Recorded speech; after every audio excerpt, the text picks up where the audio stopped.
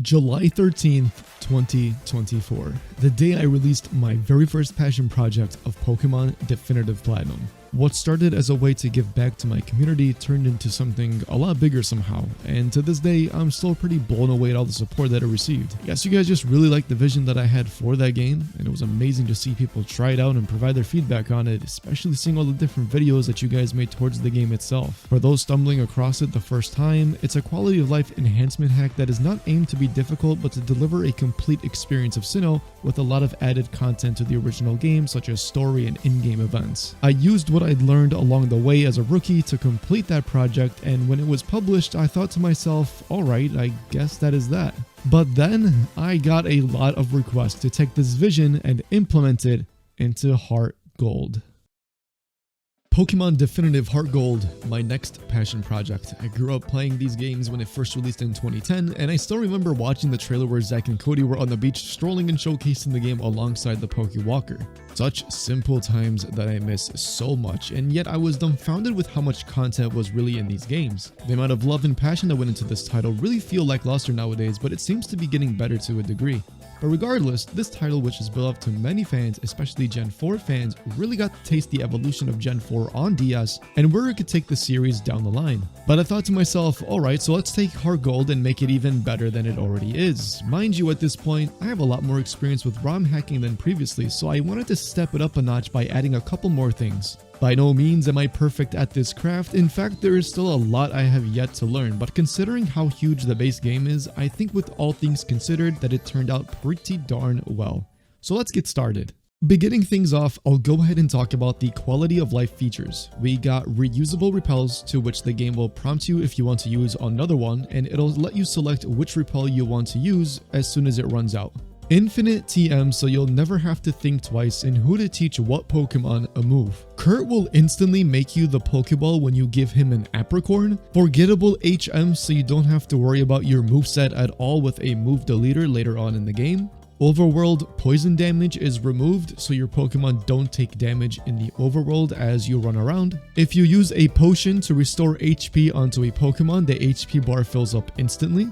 There are some complications for that to occur in the overworld battle when you're fighting a different trainer, for example, so for now it is through the bag. If you use rare candies, it operates like Gen 5 where you don't have to keep going into your bag menu to select the rare candy once again and select it onto your Pokemon to level it up. The only time it'll return to the bag is if your Pokemon evolve. Eggs hatch through fewer steps to make egg hatching a lot faster.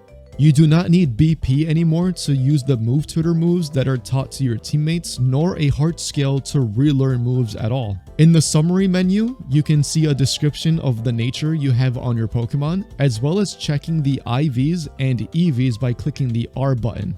Friendship evolutions such as Riolu evolve after 1 level, trade evolutions like Machoke evolve at level 36, trade evolutions that require an item to evolve after 1 level if the Pokemon is holding the respective item. I removed phone number exchanges with the trainers that want to rematch you because they have been repurposed for other stuff in the game, and so that you don't unnecessarily have to be interrupted with a bunch of different random phone calls over some random NPCs.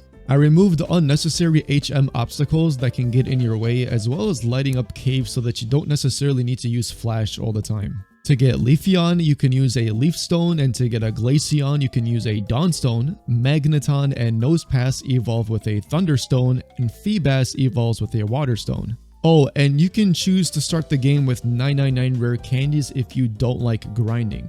You don't need good EVs or IVs to beat this game, so with all that explained, let's move on to the game itself. Whether you have played Heart Gold before or if you're brand new, this game is still perfect for you to try out. The amount of resources you are given in-game to ease your experience, such as battling coach trainers to give you TMs to buff your movesets to have your team hit harder, held items that are either obtained by exploring or even talking to NPCs to further make your team stronger, and taking advantage of the amount of battling offered to train up your team, all to encompass and make it convenient for the player to not only shape up their team to be the way they want it to be, but to also be prepared and have a great time playing the game. As a bonus, there is a new EV training house that you can utilize if you really want to further buff your team and their stats. The game is not difficult. It's not aimed for people to hardcore Nuzlocke. There are too many projects out there that I feel like are trying to become the next hardest, best Pokemon game out there, and I'm simply not interested in that market.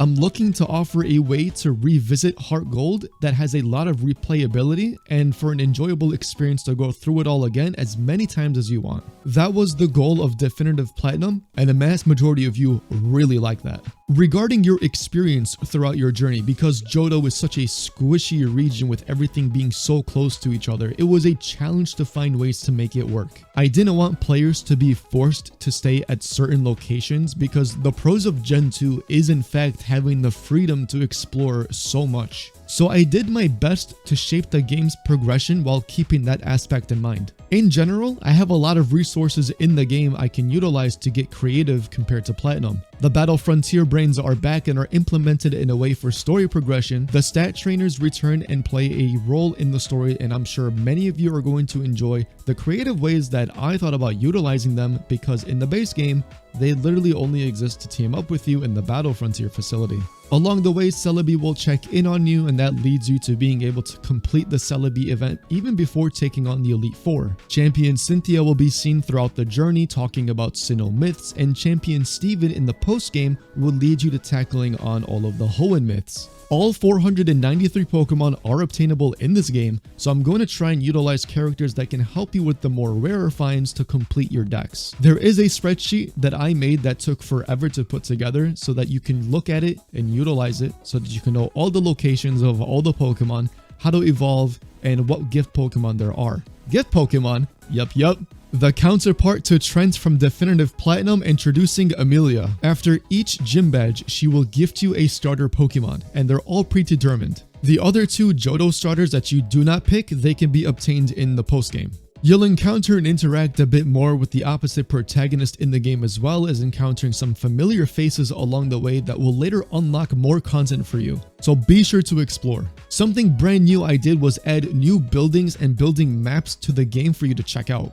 For example, the game corners that are in different versions of this game traditionally are all combined into one in here. You'll notice new additions as you visit cities and towns, as you explore them, and I think you'll like what you see. I was very proud to have been able to figure out something like this to add even more content into this game. And aside from completing the main and post game, alongside completing the new in-game mythical legendary events, if you manage to beef up your team to take on Red, there is even more content unlocked in Viridian City, Saffron City, and Olivine City. That is all I'll share so that I don't spoil everything, but overall, there is a lot of content to look forward to when you play this game. To patch it, it is the same process as Definitive Platinum. For legal reasons, I cannot show you how to get these games. If you ask in the comments or you ask in the Discord server, you'll be removed. Make sure your copy of the game is this version, otherwise you might run into some issues. When you download the patcher, where it says the source file, that is where you're going to put your game. Where it says the patch, that is where you put the patch file that you'll download. The output file is where you'll place the patched game on your PC, and make sure to put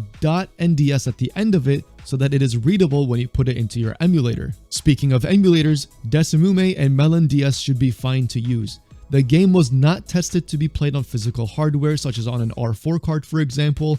If you want to play it on physical hardware, you're more than welcome to try, but do not be surprised if you run into issues, crashes, or anything like that. Information can be found on the Poke Community website, where I have material regarding the project posted. You can also join the Discord server if you want to talk about the game, physically read the channel that also contains all of the information that you need, as well as the patch file and the encounter spreadsheet, so whichever you prefer. In the server, you can also find access to Definitive Platinum, resources to playthroughs in general for the Pokemon series, a place to play Pokemon Battle Revolution online with other members, and so much more. So it might be actually worth your time for you to go and check it out. If you guys end up streaming the game, or even make a video series or whatever, I'll try my best to stop by and express my thanks to you for taking the time to even play it. If you beat the Elite Four, share your teams. I want to see what you guys cook with in your playthrough, so that's pretty much it. From one Gen 4 fan to another, I made this to give back to my community once again, and I'm very pleased that it finally came together.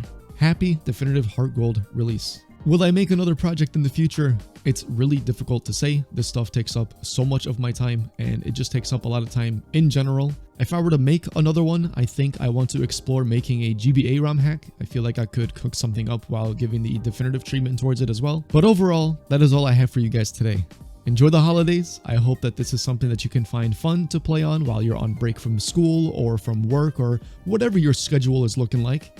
And this will be my final video of 2025. So I'll catch you guys next year. Peace out.